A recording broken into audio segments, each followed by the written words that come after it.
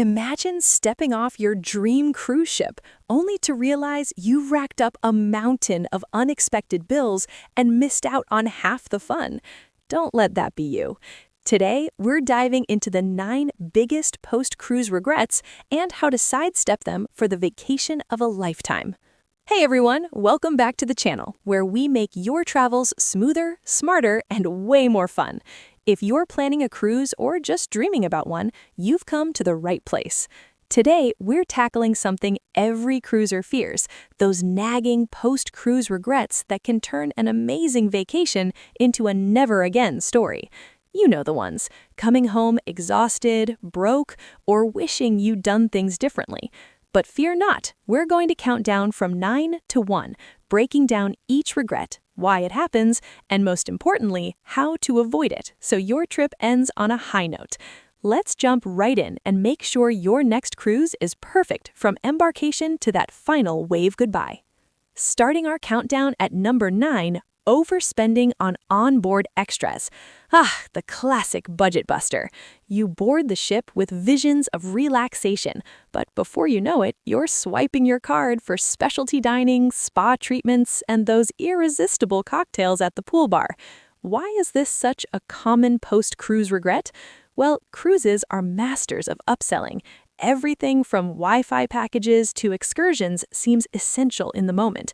But when you get that final bill emailed to you post-trip, it's a shock to the system.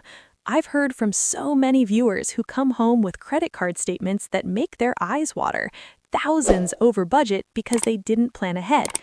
So what exactly is overspending on onboard extras? It's all those add-ons that aren't included in your base fare.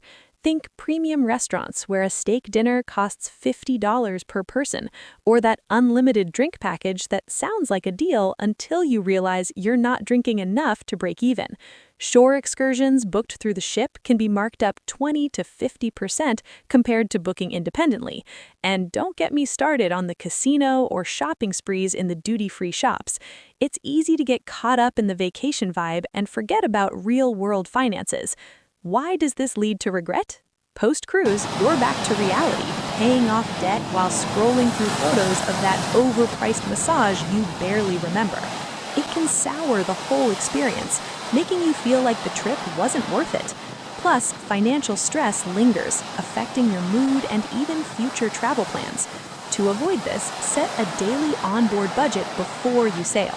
Research packages in advance. Many lines, like Carnival or Royal Caribbean, offer pre-purchase deals that save big. Track your spending via the ship's app, and skip the impulse buys by asking yourself, do I really need this or is it just FOMO? Pro tip, bring your own reusable water bottle and snacks for the cabin to cut down on small charges. By planning smart, you'll disembark with memories, not maxed out cards. Moving on to number 8. Skipping travel insurance. This one sneaks up on you. You think, what's the worst that could happen? And opt out to save a few bucks. But then a missed flight, lost luggage, or heaven forbid, a medical issue hits, and you're out thousands. Travel insurance isn't glamorous, but skipping it is a huge post-cruise regret because cruises involve so many variables: weather delays, port changes, or health scares at sea. What is travel insurance in this context? It's a policy that covers trip cancellation, medical emergencies, evacuation, and even things like baggage delay. For cruises, it's especially vital since you're often in international waters or foreign ports where your regular health insurance might not apply. Costs range from 4 to 10% of your trip price, but it can save you from disasters like a broken leg on an excursion or a hurricane rerouting your itinerary. The regret comes post-cruise when you're dealing with uncovered expenses. Imagine coming home to a $10,000 hospital bill from a quick visit to the ship's doctor for food poisoning, or worse, canceling due to illness and losing your non-refundable deposit. Stories abound of cruisers who regretted cheaping out, only to pay dearly later. To dodge this, always buy comprehensive cruise-specific insurance from reputable providers, like Allianz or through your cruise line.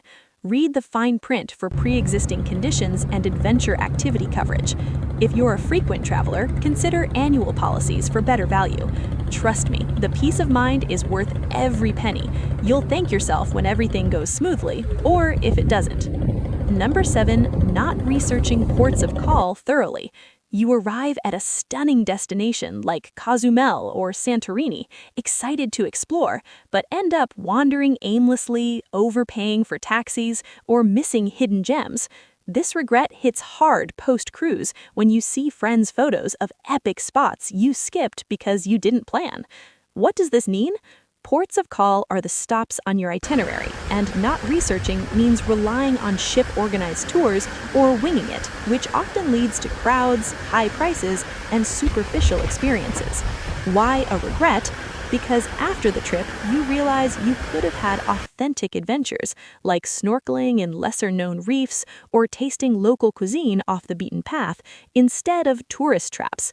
Post-cruise, the FOMO is real. You come home thinking, I wish I'd known about that beach or market.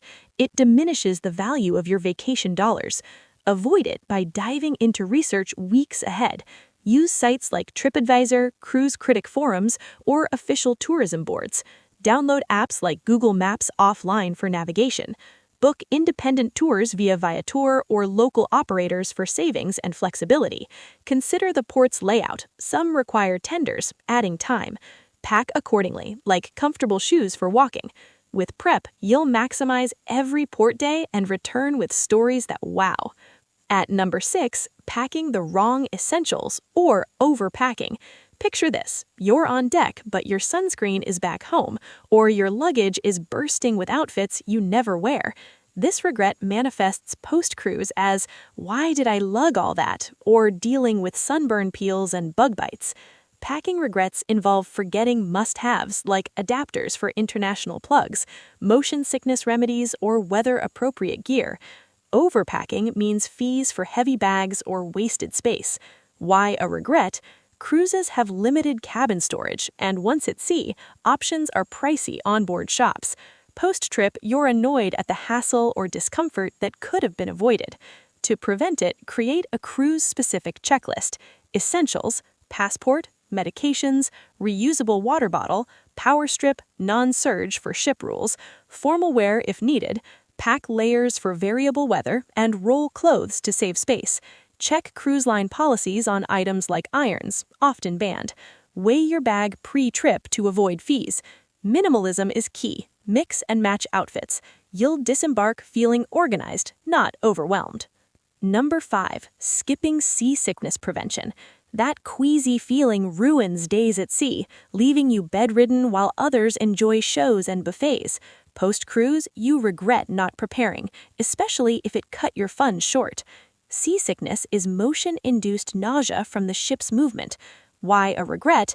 It affects about 25% of cruisers, turning paradise into misery. Symptoms linger, spoiling memories. Avoid by choosing midship, lower deck cabins for less motion. Use remedies like Dramamine, ginger chews, or sea bands. Stay hydrated, avoid heavy meals, and focus on the horizon. If prone, consult a doctor for patches. With these, you'll sail smoothly and enjoy every wave. Halfway through, number 4, not budgeting for gratuities and fees. You think your fare covers everything, but gratuities add up, $15 to $20 per person daily. Post-cruise bill shock is real. Gratuities are tips for staff, often auto-charged. Fees include port taxes too. Regret? Feeling nickeled and dimed after the fact. Plan by factoring in $100 to $200 per person for a week. Prepay if offered. Appreciate the service. It motivates great experiences. No surprises means pure bliss post-trip. Number 3, skipping excursions or booking the wrong ones. You dock but stay on board or join a boring tour. Post-cruise, regret missing cultural immersions. Excursions are shore activities. Wrong ones mean crowds or mismatches. Research interests, adventure, history. Book early for popular spots or go independent for flexibility. Avoid regret by aligning with your vibe. Read reviews, consider fitness levels. You'll return enriched, not wishing for more. Number 2, neglecting health and hygiene. Outbreaks like norovirus spread fast on ships. Post-cruise illness regrets are common. This means ignoring hand washing, vaccines, or diet. Ships are germ hotspots. Prevent with sanitizing, balanced eating, rest, get travel shots if needed. Stay healthy to enjoy and return refreshed. And the number one post-cruise regret is not disconnecting from work or daily stress. You check emails constantly, missing the relaxation. Post-trip, you feel like you never left. Disconnecting means unplugging digitally. Regret, vacation feels wasted.